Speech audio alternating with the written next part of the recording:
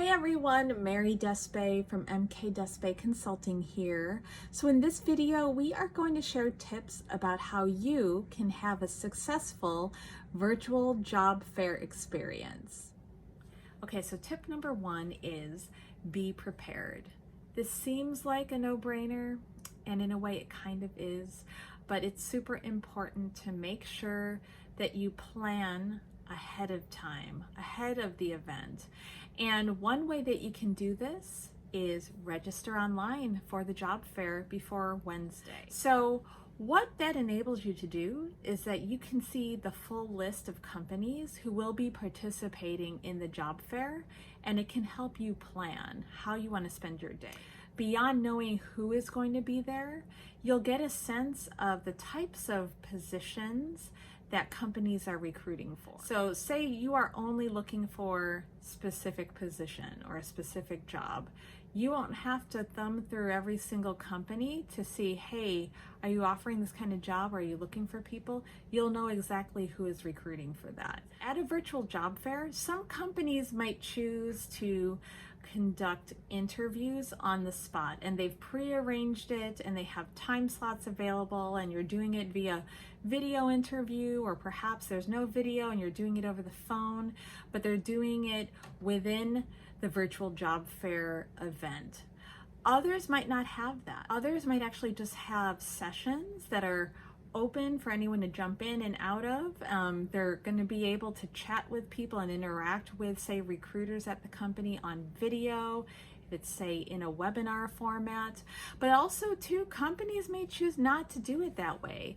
They could choose to have you chat online or text message with recruiters. A lot of times companies have set times of when they're doing these things, so you'll not miss out on the schedule, and you can plan. So tip number two is be professional. Again, this seems like it's really a straightforward bit of advice, but in the world of virtual job fairs, there are certain things you need to take into consideration. Of course, if any part of your virtual job fair is done on video, you're going to want to make sure that you look professional.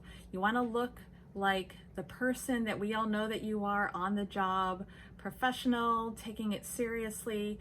So you want to be dressing the part. You want to make sure your hair is right, your makeup, if you wear makeup, is right, that you are presentable. However, there are situations where you might not be meeting people with video. You actually just might be chatting with them through text message or on a messenger platform.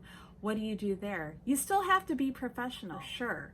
You have to make sure that how you're communicating in text message is using proper grammar, proper sentences. You're not using acronyms or throwing in emojis all the time or abbreviating things. You actually want to communicate in a professional manner that would reflect how you would treat, the job if you were representing this company. So tip number three is have a concise and confident elevator pitch. So when we say elevator pitch, it's basically a brief summary statement of you. You're introducing yourself to a future employer, and you want them to take away the most important things about your professional background, what you're interested in, what you think you're qualified to do, and why you'd be, a great choice for that company. It is very important to have it, because when you go to these job fairs, and especially a virtual job fair, there isn't always a lot of time where you're going to meet, say, a recruiter and talk to them at length about your background. You might have, say, 5 minutes or less to actually get in there and talk to somebody. So you need to have an elevator pitch ready to go. So it's literally visualizing if you were to step into an elevator on the first floor and you're on that elevator with the CEO of a company that you want to work for. By the time you reach that top floor where he or she is getting off, they know a little bit more about you. Make a plan for follow-up. Oh yes, it's very true. I tell this to everyone that I work with. You know, at job fairs that were in person, you're able to exchange business cards and it's easy to take it away and then follow up with that.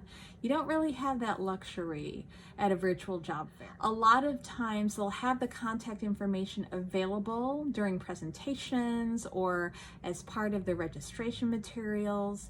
So that'll be helpful. But I always recommend the people that you have met during the job fair, you want to connect with them after the event. So that could mean anything from sending them an email, thanking them for their time, sharing bits of information about the company, or it's also very helpful to connect with them on LinkedIn. And LinkedIn, if you're not already on it, is a social media platform mainly for professional kind of industry work. And a lot of these companies who are participating in the job fair on Wednesday have representatives who are on LinkedIn. So you can establish a contact with them on the platform and say, hey, you know, thanks again for your time. I'd love to stay in touch with you. That way you're able to continue that relationship and the dialogue with that person from the company. It's really important to do that probably within 24 hours of the event so that it's fresh in everybody's mind.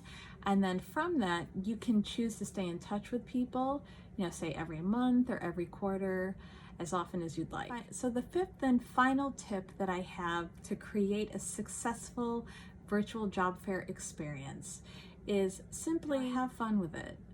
You know, sometimes we put a lot of pressure on ourselves that, okay, I'm going to this job fair and I'm gonna get a job.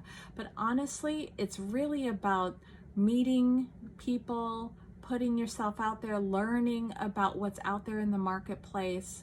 If you get a job from a job fair or you land an interview, that's awesome. But it's actually okay if you don't.